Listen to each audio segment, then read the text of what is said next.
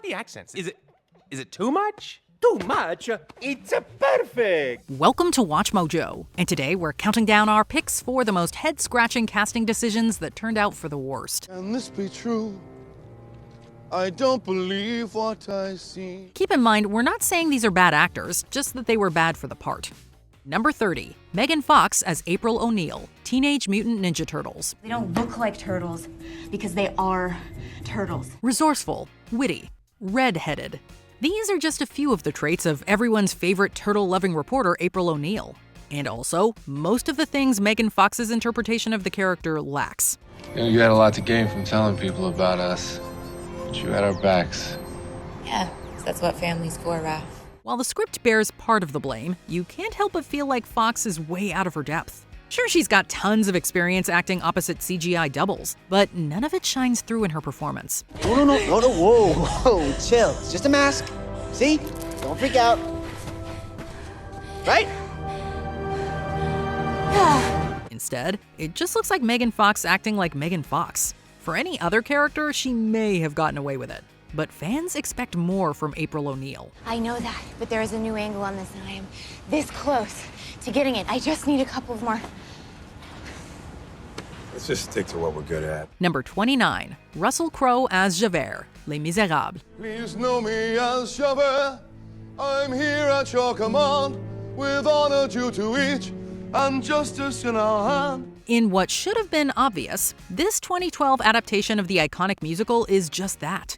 A musical. We'll say it again. Musical. As in singing. But not before! So why on earth did anyone let poor Russell Crowe within a 10-mile radius of this set? He's a gifted actor and all, and if Javert were a strictly speaking part, he would have crushed it. I mistook you for a convict. I have made a false report. The issue is, Les Miserables is almost entirely sung through, and Javert himself has some of the show's most pivotal tracks. Crowe's limited vocal abilities suck all the impact out of his scenes, and serve as an indefensible sin in what is otherwise a fantastic adaptation. He will pay, and so must I. Press charges against me, sir. Number 28, Zoe Saldana as Nina Simone, Nina. Don't sneak up on me like that. Where are my earrings? You'd think of all things, a biopic would take care in the casting of its title character. Not Nina, though. From the moment Zoe Saldana was hired, the movie drew criticism for letting an Afro-Latina step into the shoes of a famous black musician.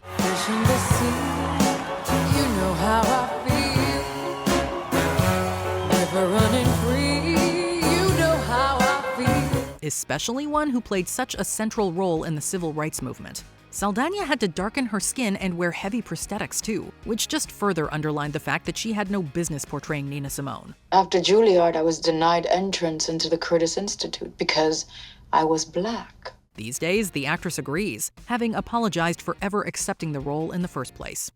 Number 27, Cameron Diaz as Jenny Everdeen, Gangs of New York. What do you think you're doing?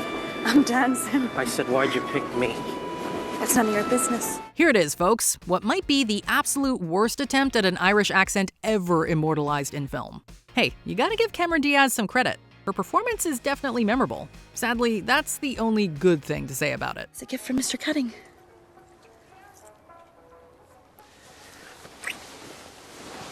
A gift? A gift. Was it your birthday?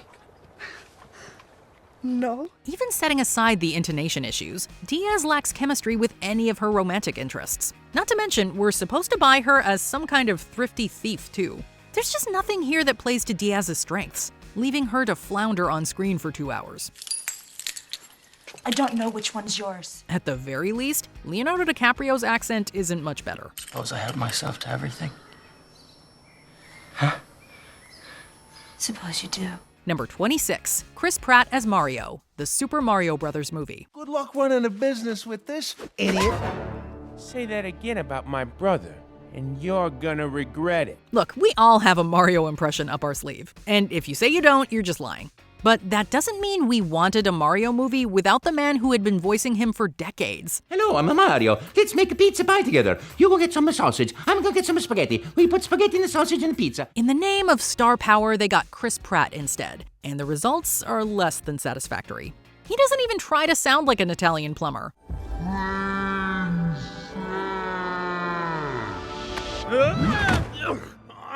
It's just Pratt's voice that happens to be coming out of Mario's mouth.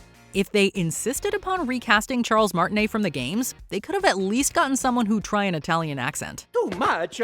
It's perfect. Wahoo! Okay, I'm gonna trust you. Number 25, Ben Platt as Evan Hansen. Dear Evan Hansen. Dear Evan Hansen, turns out this wasn't an amazing day after all. Ben Platt has pipes. That much we can all agree on. On Broadway, he even stretched his vocal cords as Evan Hansen all the way to a Tony Award. But film is a very different medium, and this is a perfect case study as to why. With the camera inches from his face, Platt's award-winning performance is way too overdramatic. And it's right there, right there, right there in front of you. To say nothing of the fact that he looks a good decade older than all of his supposed peers. It's nice that Dear Evan Hansen wanted to honor its original leading man, but for the sake of the film, they really should have found someone else to wave through a window. Waving through a window. Number 24, Tom Holland as Nathan Drake, Uncharted. God, you guys never stop, do you? Look, if we want to get the gold, we're gonna have to figure out a way to trust each other. For the record, this isn't a bad movie, and Tom Holland isn't bad in it. The issue is that for all his charm, Holland simply isn't playing Nathan Drake. Very cool, but the legend said there are two keys, one for the captain and one for the crew, so no one man could steal the gold by himself. As anyone who has touched the games will tell you, Drake is a rugged, witty, and particularly thrifty ex-con who always adorns his giant action scenes with a good one-liner. By comparison, it doesn't even seem like Holland's playing the same character. You're right, huh? You don't have to apologize to me now. While the cameo from Drake's voice actor Nolan North is a nice touch, it just makes you wonder what the movie would have looked like if they'd let him keep the role in the first place. What the hell happened to you two? Fell out of a car that fell out of a plane? Huh. Hey, something like that happened to me once. Number 23, literally everyone, Cats. How does an all-star cast turn one of Broadway's longest-running shows into a bomb of catastrophic proportions? It doesn't make sense. On paper, a film with Jennifer Hudson, Dame Judi Dench, and Sir Ian freaking McKellen should be awesome. Oh, well, I never was there ever a cat so clever. But something in Cats made every single person cough up an absolute furball of a performance. Whatever time the deed took place, my cavity wasn't there. The results range from unbearably hammy to just plain cringe-inducing. And don't get us started on how they butchered the soundtrack. Oh, cat. Oh, cat. With CGI this bad, it's hard to say whether a better cast would have saved Cats, but it definitely couldn't have made it any worse. I fully understand now who it is. Thank you for telling me. Number 22, Dakota Johnson as Cassandra Cassie Webb, Madam Webb. I'm Cassie. Okay, what are your names? What are your names? A captain is supposed to go down with the ship, but Dakota Johnson did the exact opposite. She's gone on the record claiming the Madam Web we saw in theaters was a very different movie than the one she signed on for, and you can see it in her, let's say, nonplussed acting. We'd go as far as saying Johnson looks downright bored throughout most of the runtime. Get up. Get off. Get off. Get up. Me? Go. Get off. You're gonna die if you stay here. Get up. It doesn't exactly feel like she's on the run from a lethal, futuristic Spider-Man, that's all we're saying. Pair that with some highly questionable line reads, and it's safe to say no one wanted this version of Cassie Webb. Least of all, Dakota Johnson. Apparently I have no future. Number 21, Scarlett Johansson as Major Mira Killian, Motoko Kusanagi, Ghost in the Shell. This movie is based on a Japanese film about a Japanese robot trying to find her way in Japan. So who did Hollywood cast, you ask? None other than Scarlett Johansson. I was looking for a... No, go, come in. Yeah, come. You can probably see why people weren't thrilled. The optics only got worse when the movie hit theaters, and Ghost in the Shell ended with Johansson's character embracing her true Japanese self. I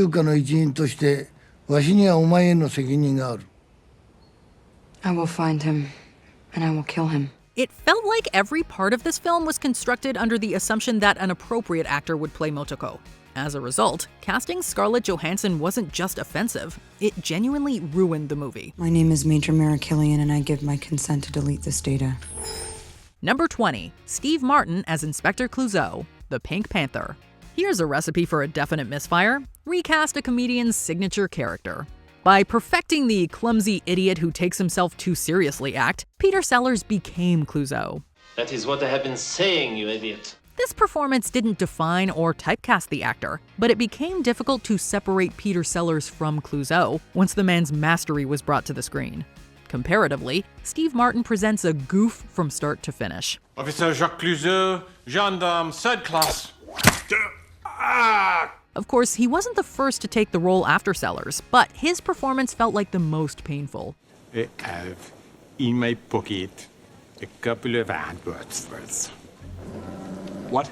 This is supposed to be a legit inspector after all, and this measure of just enough seriousness was present within the performances of Roger Moore, Alan Arkin, and Sellers, but could have been better amplified when Martin took over the role in 2006. That had to hurt. Number 19. Terrence Howard as Lieutenant Colonel James Rhodey Rhodes, Iron Man. Who's this? It's Rhodes. Sorry, hello? I said it's Rhodes. Speak up, please. What the hell is that noise? Most of us didn't take much issue with Terrence Howard's casting as Rhodey, but there was certainly a noticeable difference in quality when the role was recast for the sequel. Didn't expect to see you here. Look, it's me. I'm here. Deal with it. Let's move on. In hindsight, Howard's Rose came off as whiny and reactive, easily letting Stark's antics get under his skin, and he didn't really come off as a decorated military colonel. Okay, you too. I don't blow on honey bear. Don't blow on me. There it is. Lieutenant Colonel Rhodes rolls in. By contrast, Don Cheadle plays the role with confidence, seeming like a caring friend but not a pushover. You gotta get upstairs and get on top of this situation right now. Listen, I've been on the phone with the National Guard all day, trying to talk them out of rolling tanks up the PCH, knocking down your front door, and taking these. With War Machine as your alter ego, chances are you're all about business. But that is exactly what we didn't get from Howard in the first Iron Man. Put your hand down. You think you got what it takes to wear that suit? We don't have to do this, Tony. You want to be the War Machine? Take your shot. Put it down! Number 18. Jesse Eisenberg as Lex Luthor, Batman vs. Superman, Dawn of Justice. It seems as if the casting of Lex Luthor within Superman's cinematic outings always falls a bit short of the mark. True friend of the Library of Metropolis, Mr. Lex Luthor. Me? Stop! First, there was Gene Hackman's Lex rocking a full head of hair throughout most of Superman the movie. Then there's the less than stellar reception to Superman Returns in 2006. This trend continued when Jesse Eisenberg was cast as the evil genius in 2016 for Batman vs. Superman Dawn of Justice. Hey, you don't think Dad would mind, do you? If I changed just one thing in this room? Eisenberg's quirky mannerisms felt grating to some, and his overall menace never quite felt earned throughout that film. Out of tricks, out of time, and one bat head short. If anything, this Luthor felt more like a sidekick than Superman's arch nemesis, and that is never a good thing. You're psychotic. That is a 3-syllable word for any thought too big for little minds. Next category, circles. Number 17. Kevin Costner as Robin Hood, Robin Hood, Prince of Thieves. Wrong.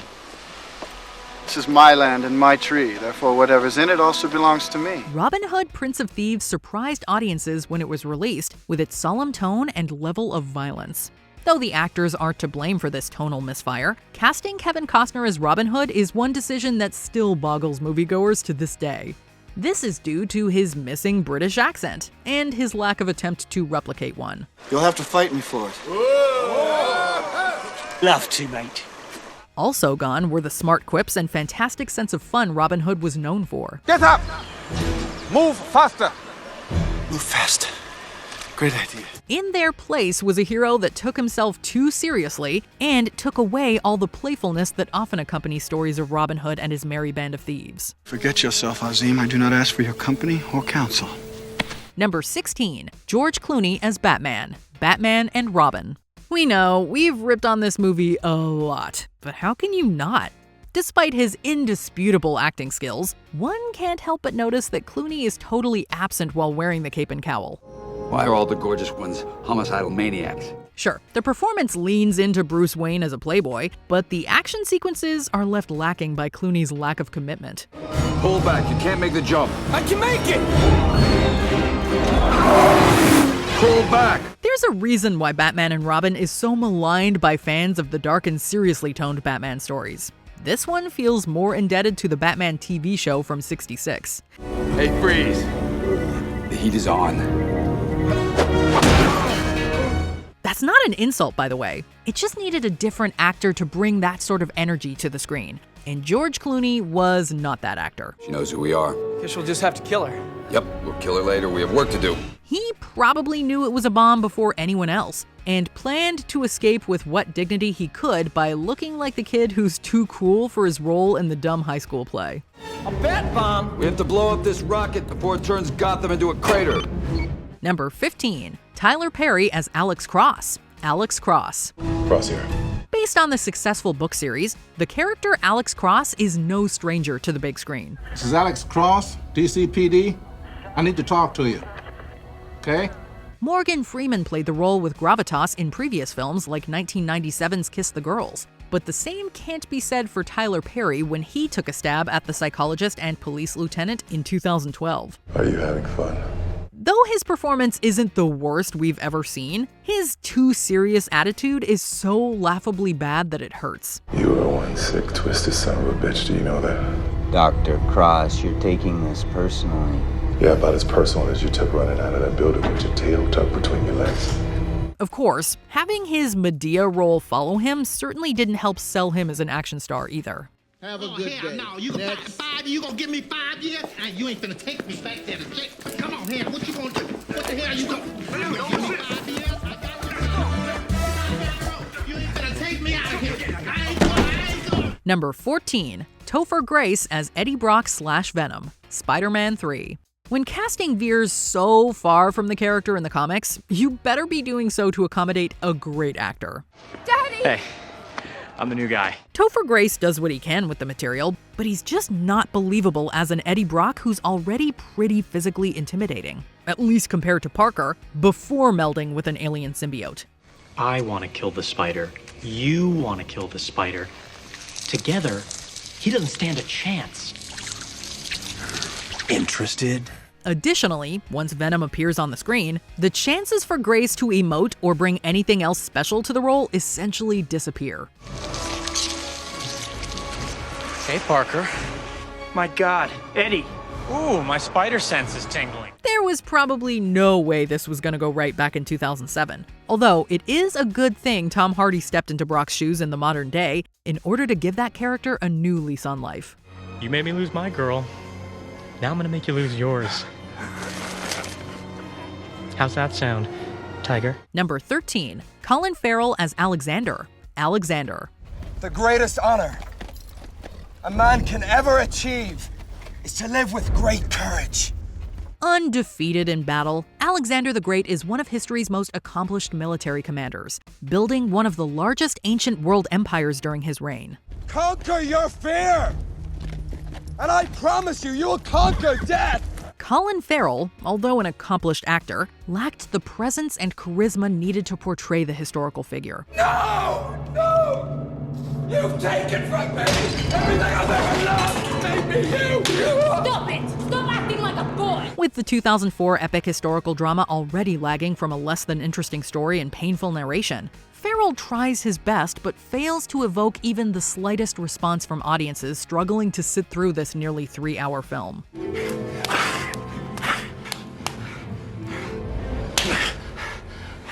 This is one history lesson we'd all like to forget.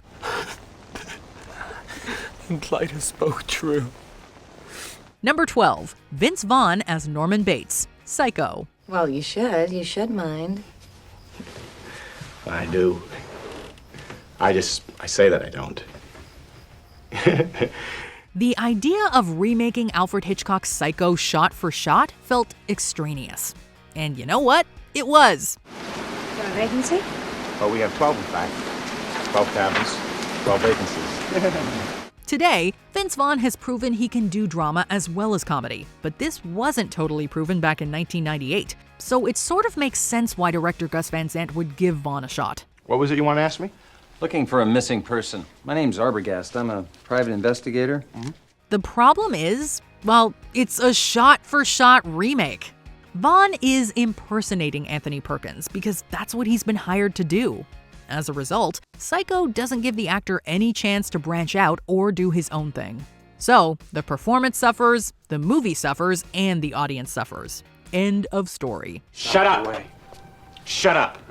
Number 11. Jared Leto as the Joker, Suicide Squad. Don't hurt me. I'll be your friend. Man, what's with DC having a hard time casting some of the greatest all-time villains? Sure, the shoes of both Jack Nicholson and Heath Ledger are gigantic, and attempting to fill them was a job that probably wouldn't be envied by any actor. I don't want no beef. You want no beef? You don't want no beef? You don't want no beef?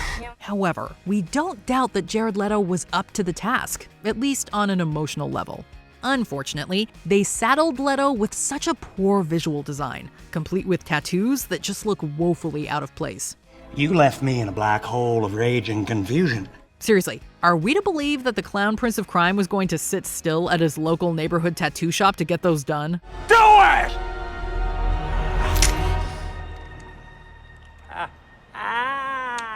Number 10. Gal Gadot as the evil queen, Snow White. Banish any trace of beauty. Age me ondas, mami dust. Like a poisoned apple spoils the bunch, Gal Gadot's poor line readings ruined just about every scene she touched in Snow White. It did make for some pretty funny memes, though. Perhaps I've been a bit confusing, but I have no need for your advice. In fact, I find it quite amusing, telling me to play nice. Even those who enjoyed the unintentional comedy have to admit this was a major fumble.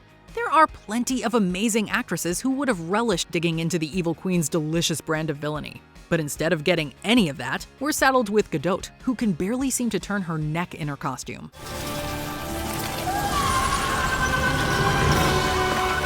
No matter what the mirror says, this casting was anything but fair. Number 9. Marlon Brando as Sakini, the tea house of the August moon. Lovely ladies, kind gentlemen, pleased to introduce myself.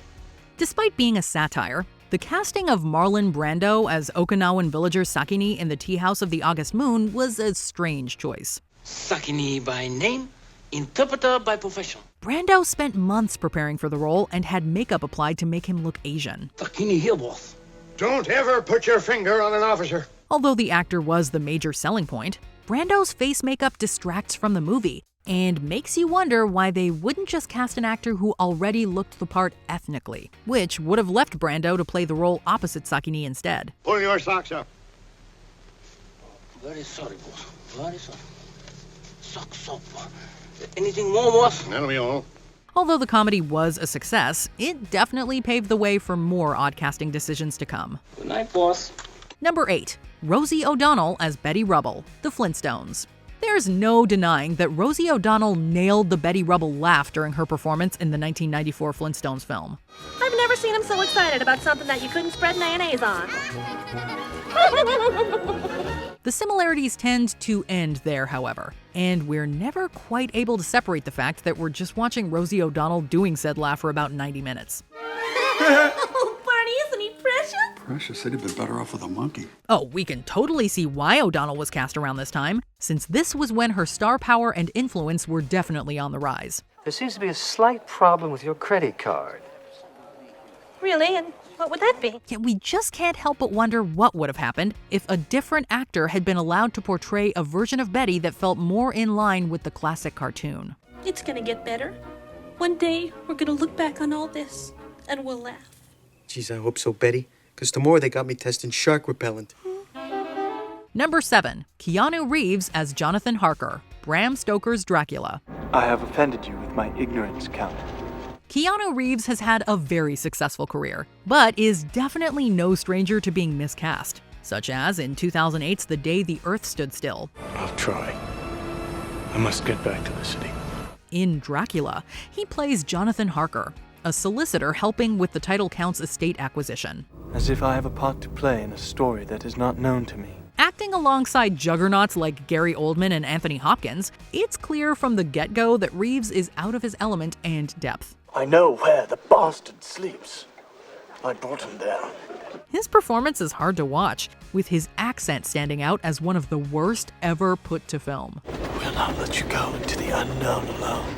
Number 6. Denise Richards as Christmas Jones. The World Is Not Enough. They're sealing us in. Who are you? I work for the British government. Sometimes you just gotta go for that low-hanging fruit, right? The elephant in the room was that no one, and we mean no one, was buying Denise Richards as Christmas Jones, nuclear physicist. Are you here for a reason? Or are you just hoping for a glimmer? And you are? Then again, the focus of female characters within the James Bond franchise has always centered more on the physical than the practical. And Richards was a hot property back in 1999. The hydrogen gas level's too high. One spark and the reactor will blow. I have to stop it. Still, the actress doesn't step into Jones's shoes with any sort of real energy. And her legacy within the Bond franchise is far beneath other superior characters that proved their brains and skill. But the world's greatest terrorist running around with 6 kilos of weapons-grade plutonium can't be good. I have to get it back, or somebody's gonna have my ass. Number 5. Arnold Schwarzenegger as Dr. Victor Freeze, Mr. Freeze, Batman and Robin. If someone told you that you can never have too many puns, then they surely have not seen this disaster piece. Allow me to break the ice. My name is Freeze. Learn it well. Without question, 1997's Batman and Robin is the lowest point in Batman's big screen career, as director Joel Schumacher lays on the cheese by casting Arnold Schwarzenegger as the cold and pun-filled Mr. Freeze. What killed the dinosaurs? The Ice Age! Arnold physically looks the part, but unfortunately, all believability is lost the second he opens his mouth. I'm afraid that my condition has left me cold to your pleas of mercy. The actor made a name for himself with charisma and token one-liners, but what's on display here is too unbearable to watch. I will pull Batman's heart from his body and feel it freeze in my hands. Number 4. Sofia Coppola as Mary Corleone, The Godfather Part 3. I believe you. I'm glad you're around. I'm glad you're here too. In 1985, John Huston directed his daughter Angelica to an Oscar-winning performance in Prizzi's honor. I got a reputation to live up to. In 1990, Francis Ford Coppola directed his daughter Sophia to crush what might have been history's greatest film saga with the lumbering weight of her wooden performance. Why are you don't have to do this to me, please. Imagine what might have been had Madonna, Julia Roberts, or Winona Ryder played the role. Tony says that I'm a front for the foundation. That you're using me just to pull the strings. Sure, it's difficult to place all of the blame on Sophia, since she was so inexperienced at the time. But today, it seems as if the younger Coppola is still atoning for her cinematic sins in The Godfather Part 3. Dad? Number 3. Mickey Rooney as I.Y. Yunioshi, Breakfast at Tiffany's. Mr. Go right free! I protest! Despite prompting some laughs when Breakfast at Tiffany's was originally released, casting Mickey Rooney in the role of Mr. Yunioshi caused quite the stir in later years. You cannot go on or keep ringing my bell! You disturb me! You must have a key made! Many feel that there's nothing funny about this offensive caricature of the Japanese people. In 30 seconds, I got to call the police! Of course, casting a Japanese actor instead probably wouldn't have made the situation any better either, considering the role. There she are, Lieutenant! The wanted woman! Today's world is a lot more sensitive to portrayals such as this, and this casting proved that we should be more mindful when populating such roles. If you don't stop with that pornographer, right this minute I'm going to go to the police department! Yeah, well, that's more better! Number 2. John Wayne as Genghis Khan, the Conqueror. We attack as planned.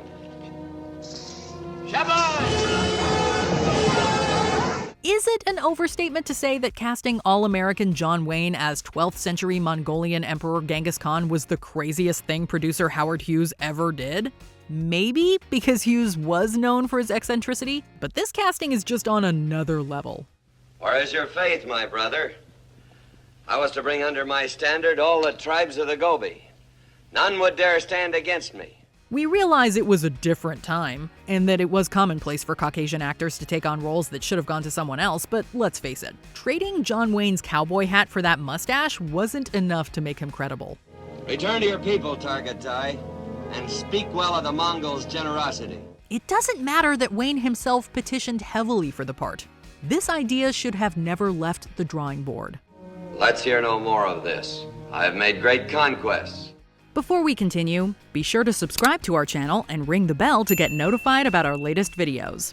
You have the option to be notified for occasional videos or all of them. If you're on your phone, make sure you go into your settings and switch on notifications.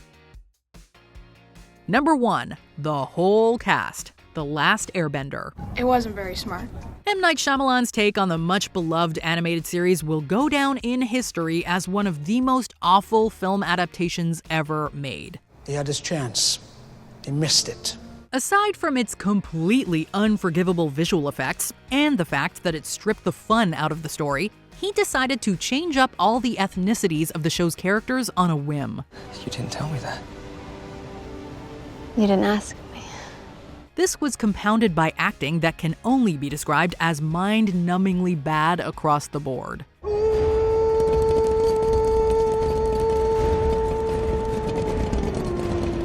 The Avatar actors awkwardly fumble through each scene and are either numb or too emotional, as if acting were a completely second language to them. What? It's just too much of a shame to bear. Why, Shyamalan? Why? He's making fire out of nothing. What's the most egregious piece of casting you've ever seen? Let us know in the comments below. When the day's hustle and bustle is done, then the Gumby Cat's work is but hardly begun.